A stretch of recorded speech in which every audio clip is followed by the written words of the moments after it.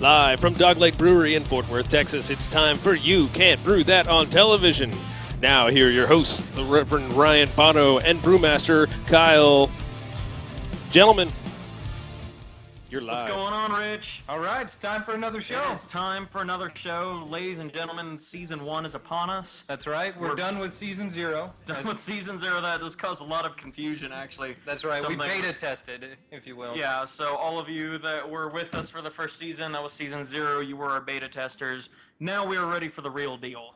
And we're coming to you live from Dog Lake Brewery in Fort Worth, Texas, as we will every Monday for the next few months. What are we going to do every Monday? We're going to bridge the gap between beer snobs and frat boys. So what we're going to do for tonight, for this first episode, is we're just going to kind of reintroduce ourselves. We know that we know several brand new viewers that are going to be tuning in, and we're hoping there's going to be a lot more that we don't know about. So we're going to reintroduce ourselves to the audience. We're going to do a beer and food pairing. Beer and food pairing. This was a special request, if you will. One. We were kind of called out. Yeah, and we'll a little bit more on that. We'll later discuss that in a little bit. And we're going to talk about some of our new segments that we're going to be doing this year. It's going to be just sort of a laid back show. So Kyle, do you want to talk a little bit about how we were called out on our season finale? All right. Well, one thing we always talk about is that we want to bridge the gap between beer snob and frat boy. You know, we figure we kind of have a method here that we like to be people that enjoy our beer, but we also want to be able to enjoy bad beer given the occasion. And that kind of thing is something that we don't want to exclude other people, because beer's beer, right? I mean, beer is beer, and in the end, we want to show the world that you can enjoy good beer without drinking it with your pinky in the air. I think that's kind of what it boils down to. And so, you know, we try to, you know, our focus, of course, is better beer, because better beer is better. Absolutely. But at the same time, we understand the BMCs out there, like we have sitting on our table right now, and we're going to drink tonight, the BMC being Bud Miller Coors. And I was not aware of that acronym. I'm glad you took that one. Yeah, BMC. I realized that with that. That could have been our trivia for tonight. You gave me a bald look in your eyes. So. But anyway. So it was during the season finale. For those of you who were with us, we did a beer and cheese pairing, and we were called out on that. Somebody pointed out that we're bridging the gap between beer snob and frat boy, and that was way too close to the beer snob end of the spectrum on that. So what we've decided to do tonight is to atone for that mistake. Well, I wouldn't call it a mistake, but we're going to atone for that by sticking to the frat boy end. And what are we going to be drinking tonight? Tonight we're going to be drinking Bud Miller Coors. Bud Miller MGD Coors. out here. Oh, God, that is awful. I've got Miller Lite, Matt. which is a Pilsner, it says. It's triple hop brewed. Yeah, that's right. That does have 3 hops in it. Three whole hops. It's hopped 3 times. And we have Budweiser. King of the king of Belgian beers. Right, king of all Belgian beers. That's an import. That's America's Belgian beer. Yeah, nice. And then we've got Coors Light. We're going to tap the Rockies. We are going to tap the Rockies. We're going to take a trip to Golden. Okay. And we're going to be pairing that with some cold pizza. Cold pizza. We're going totally frat boy on this thing tonight.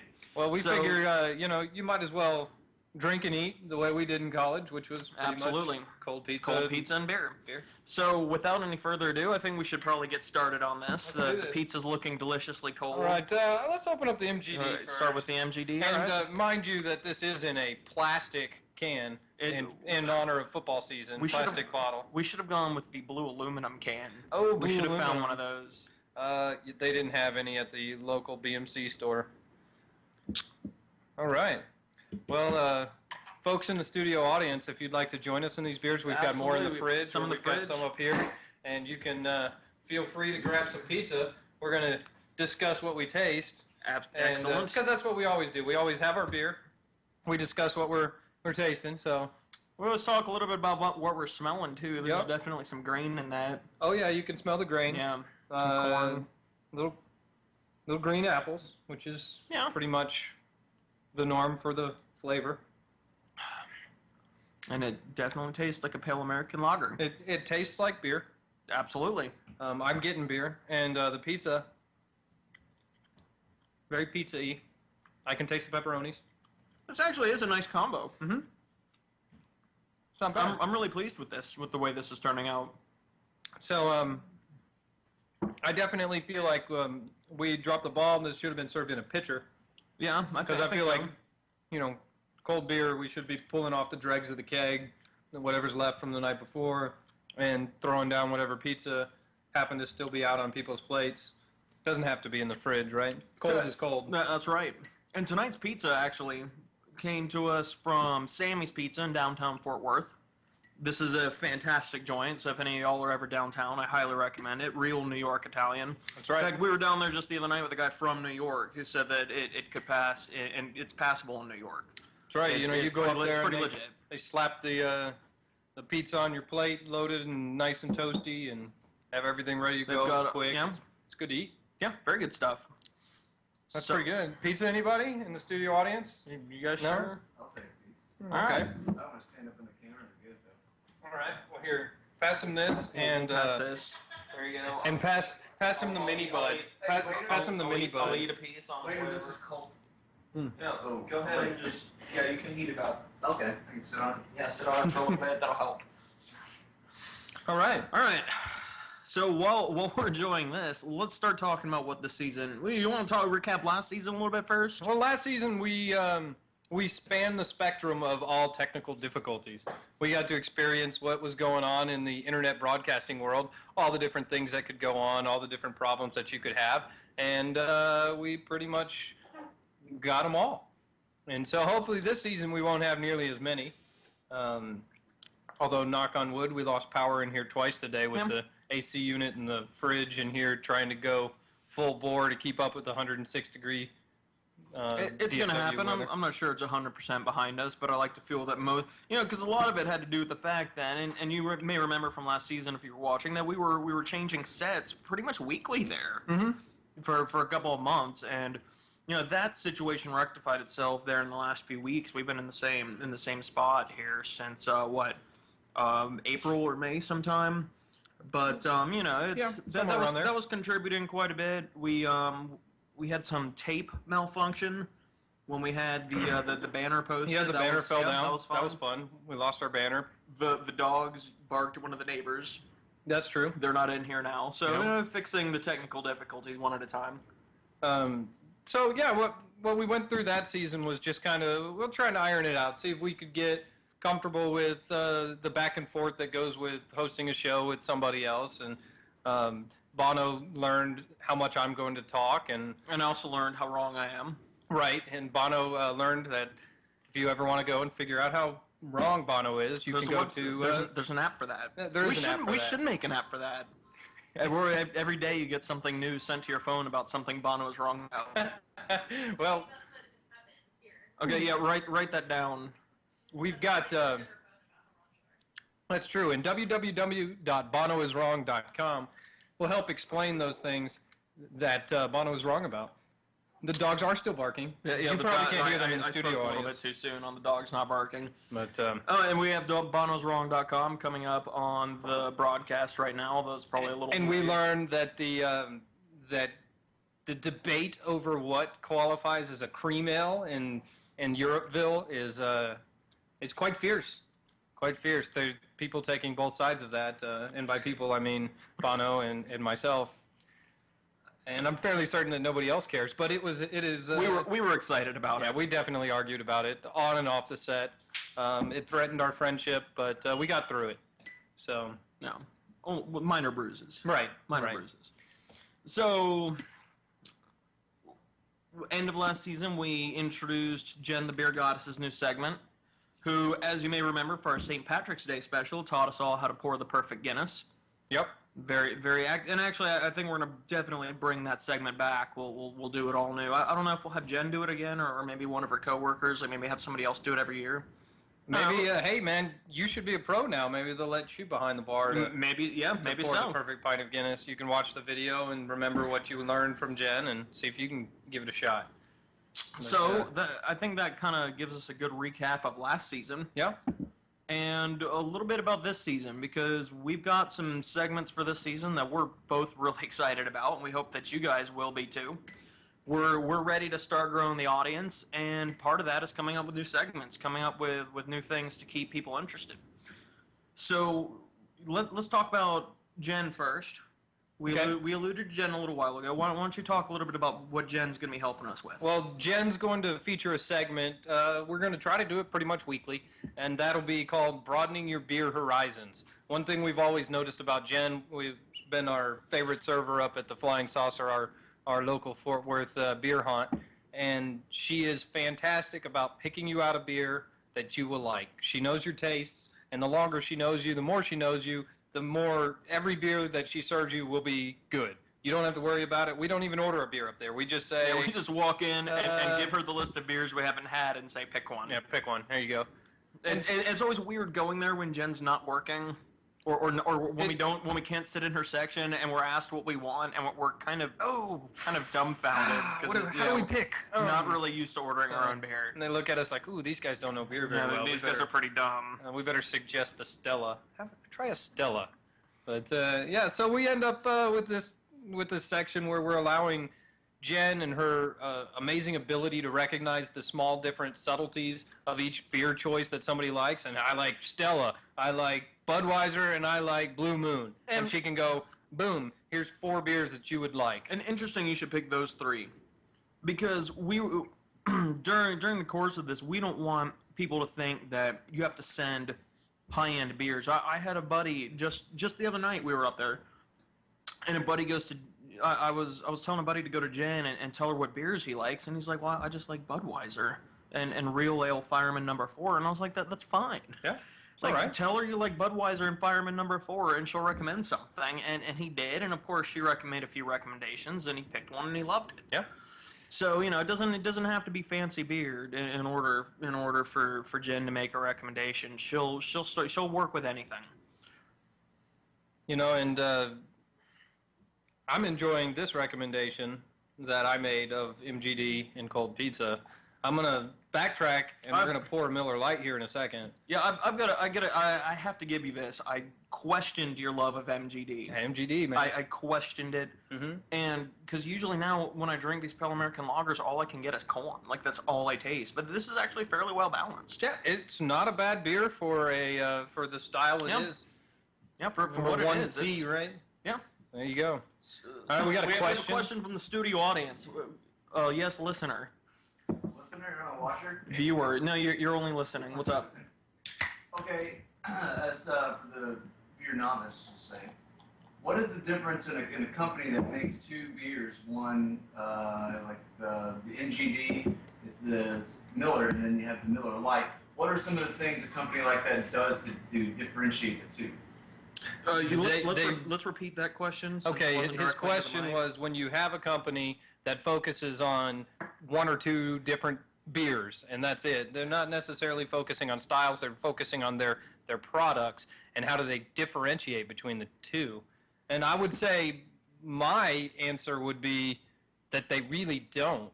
They want you to feel like one is lighter than the other. They want to product place it as this is what you drink on a summer day versus this is what you drink on a winter day, so that you have something to go to later on. And that's what the industry of big brewing became about during the post-World War II era, is brewing beer that all tasted the same. And it was really about familiarity and just comfort. It's a comfort zone. They became the best advertisers in the country. Yeah, and they still are.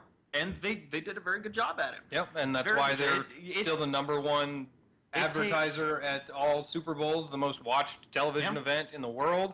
So you look at something like that, and they know how to make people buy their product. And that's what it's all about, buying their product.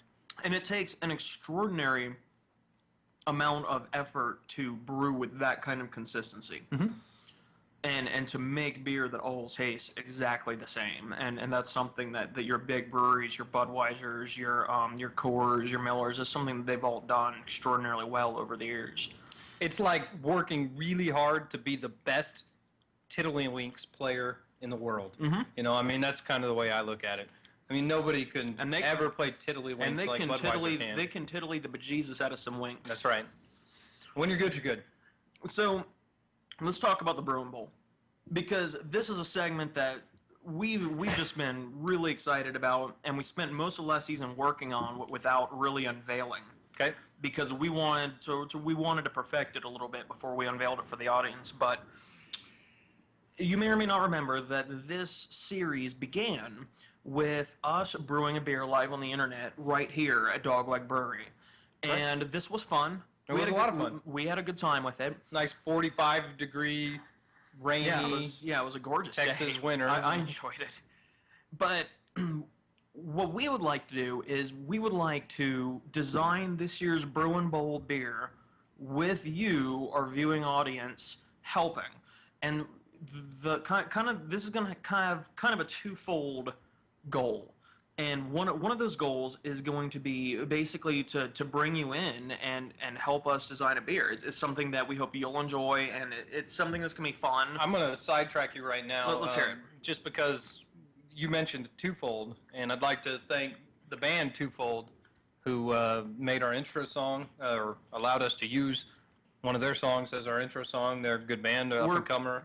We're very excited about our new alliance with Twofold. Yeah. This is a band from Blanchard, Oklahoma, and they've allowed us to use some of their music. We're really excited about it. We're actually throwing a party with them here in a few weeks that we'll probably talk a little bit more about next week, I think. But September 11th, Norman, Oklahoma, if you can make it, I highly recommend it. And so our Brew and Bowl, Yeah, the reason why we did a Brew and Bowl last year is Oklahoma was playing on New Year's Day. You know, we love our football, we love our college football, we love our Oklahoma football. That's just the way we are. But we're big college football fans, and we realized, man, that was a lot of fun having people there on Bowl Day, which is traditionally has so many good bowl games on New Year's Day. January 1st, a heck of a day for bowls. And so we go out there like, let's brew a beer in the morning. We'll start nice and early so that by the time 1 o'clock rolls around, maybe the first kickoff's coming, Of course, we'll be ready to go. We didn't count on it being 40 degrees and taking an hour and a half to start a boil. And a pretty anemic boil at that. Yeah. But we made a great beer out of it, so I'm not complaining. No, that beer was really good. So something fun that we would like to do again, and we want to make it a little more meaningful for the audience. But more importantly, we recognize that a pretty substantial portion of our audience is not really into home brewing.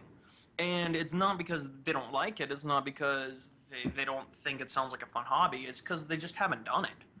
And that's kind of what a big part of this is going to be, is we're going to bring you, the audience that either hasn't homebrewed or is very, very novice at it.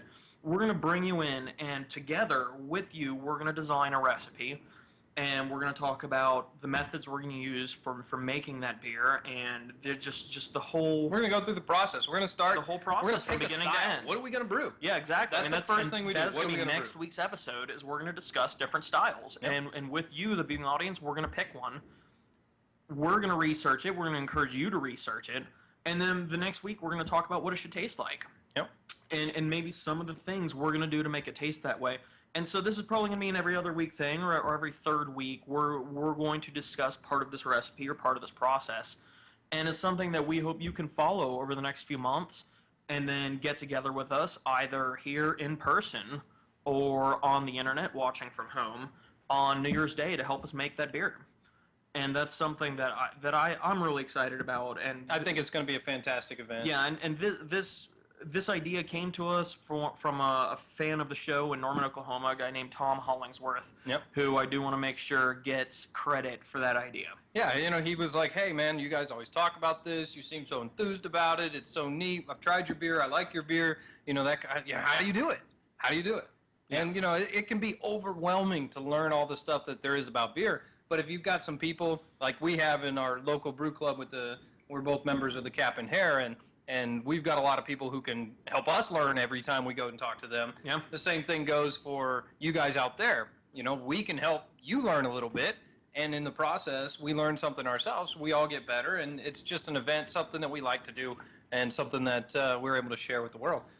So that's our plan. We're going to find a beer that we want to make. We're going to research it, build the recipe, come up with all the methods that we're going to use, what our hops are going to be, what our malts are going to be, the water content, all that fun stuff. And then we're actually going to go through the process and show you how you go through the different things like mashing the beer and boiling the beer and chilling and fermenting and Yeah, it's all not that. it's because there's more to making a beer than your recipe design.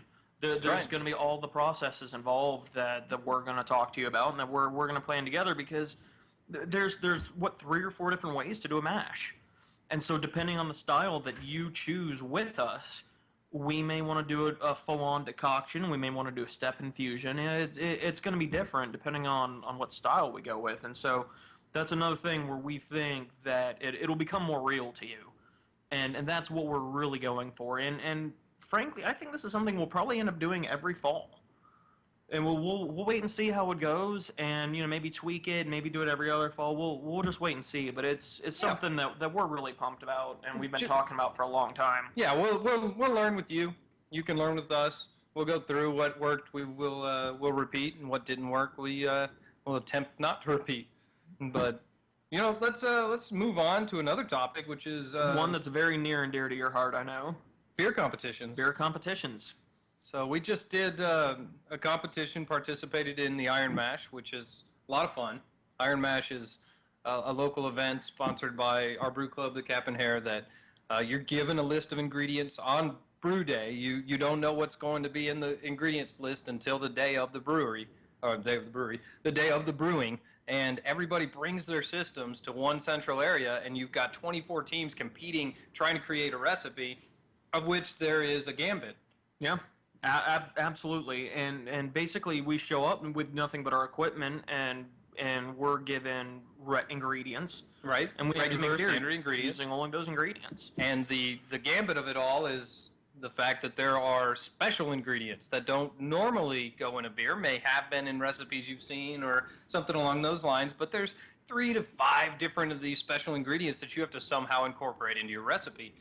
And I think calling your shot can also be considered a gambit. It really is. Because how many times, for those of you who have brewed and entered competition, how many times, and I think we'll get some nods from the studio audience here, have you gone to brew a porter and it came out and you said to yourself, that's more of a stout. I'm going to enter this as a stout, not a porter. Or you went for a regular porter and you got a robust porter. Well, yes. we don't really have that option because on brew day we had to call our shot. And here at Dogleg Brewery we called our shot. We said we're going to brew a Southern English Brown Ale. Southern English Brown. And if that thing comes out as Northern English Brown, or if it comes out as a mild or a bitter, we are done for. Yeah. You lose a bunch of the style points. because there are some very good brewers at this competition. There are. So those are some of the really neat things about the competition we just did. The Blue Bonnet's coming up here, and gosh, it's right around the corner. Yeah, it's only about 5 months away. Yeah, if we're gonna make a big beer for it, we need to get moving. But we're going to talk about our competition that we were trying to run earlier, but we kind of stepped on some toes of people and other people's competitions accidentally. What we're trying to do this is what we call our Best Damn Beer competition, and the Best Damn Beer is a no styles. Nothing left behind. We're just going to do a competition where you drink the beer, and the best tasting beer is the one that wins. And we've got this thing lined up right now. We're shooting for November. If there's nothing going on in November, and I can't do it. Question posed out there to all the brew clubs. Yes, Rich? I can't do it. Bill O'Reilly. Bill O'Reilly can't do it. He's very concerned about the Best Damn Beer competition. He is not feeling very confident about his entry. You're probably right. The rest of you can do this, and it's something we're going to do, and we're going to actually have the judging, on the web live, so you can see what's happening. You can actually experience certified beer judges versus novice beer judges versus just beer enthusiasts, but we're going to try to spread the love around with the types of ability that we have of the people that are in the judging community. And we'll change the judges up over the years when we do this competition. But we've got a really cool prize that we think is going to bring in some brewers.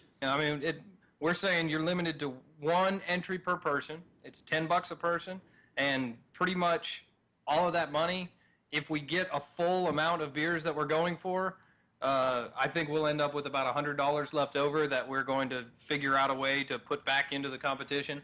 But we figure we're probably going to eat a little bit of it because we need at least 30 entrants just to break even. Yeah. So, but it's going to be fun. It's going to be a lot of fun for us to go through this process, drink all the beers. We'll tell it how it is. Some people would be more more nice than others, just like in regular judging. But in our situation, we're going to taste the beer, and we're going to rank it. We're going to put it in line, and the beers that have the most average ranking at the end of it, they're going to win. They're going to win the one, the only prize, the best damn beer. One of the nicer judges is sitting in our studio audience right now. She's going to be very pleasant. I don't think she'll call anyone's beer awful. We may call beer awful. The nastiest judges may or may not be on the screen right now.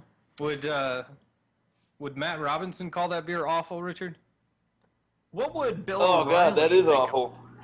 There we go. All right, and I think Bill O'Reilly might chime in for a Suck minute it! about what he thinks. That's right, it sucks. Thank you, Bill. What else is going on this fall? We've got September's coming up, and this might be a little confusing, but we'll discuss it then. September is going to bring us Oktoberfest, so and that's going to bring us probably a beer and brat pairing, which brings me to the beer all the way back to the beer and food pairings. We are not done with beer and food pairings at all. This is something that I think is going to become an integral part of the show. With But- drinking is eating, with eating is drinking. Right. I mean, if you can have a beer that tastes great, but when you put food with it, it's awful. And you can have the same thing going with food. You got a food and you put a beer with it, it's awful. There is always going to be something that pairs well with it, that those two go together. So- and that's what you want. You want to be drinking a good beer that makes that brat taste better and doesn't make the alcohol taste like bitter nothing alcohol. So what we're going to do in September for Oktoberfest and other times throughout the year is we're going to bring you beer and food pairing shows. And we promise that anytime we pair beer with cheese, we will atone for it by pairing frat boy beers. Yeah. And we've got a few ideas in mind that we're going to keep as surprises, because I have a feeling the frat boy pairings are going to be pretty popular shows. But we're gonna be pairing beers with all kinds of stuff: brats, chicken teriyaki, warm pizza, probably like Maybe regular pizza. like regular pizza. I mean, Gourmet it's- pizza, if you will. Yeah, it's gonna be a lot of fun, and we hope you guys are excited about this season as we are. You know, and I think with Jen's edition, and we're going to discuss that stuff, we've already got a ton of content for that one set up, so But you know, it's going to be good. We're But going if you want to send in your favorite beers and That's- see if Jen can make a suggestion, please do. We've had a few people, in fact, Ryan in here sent some of his suggestions. You know, I like these 3 beers, and, you know, find something that fits my style, you know, and there he goes. He's, if I can remember correctly, Schneiderweiss being one of the beers that he really likes. Very good beer. A Beta Pecan. That's a good beer, too. Yeah, that's I mean, a it's- really nice beer. You know, if it fits your style, it fits your style, you know, so... Keystone. I didn't get the natty. I missed the natty. I know that Tim in Kansas City, Missouri writes in, and he likes Boulevard wheat and Dogleg organic wheat. Not a beer drinker, so Not a beer drinker, but he's had only those 2 beers. he's I think. starting. But he likes the wheats, right? He spits everything else out, Evidently, so yeah. That tells you something right there about what kind of a flavor profile you're getting. But man, you know, we don't want to keep everybody Yeah. too late. Well, We've I think just we're talked about the season a little bit, had a little fun, and I think that's...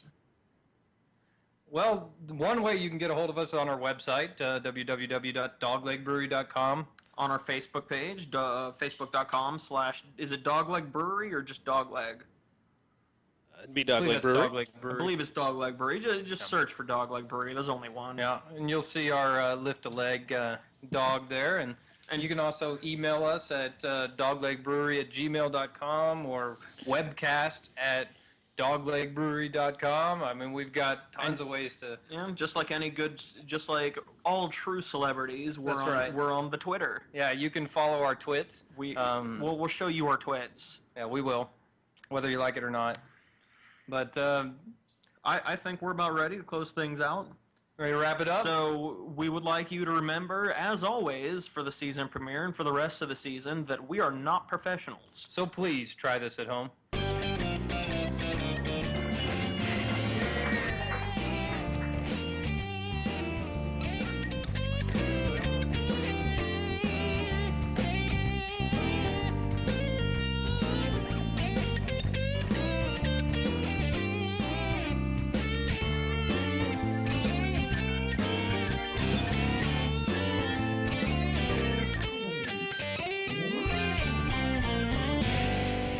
Oh, God, that is awful.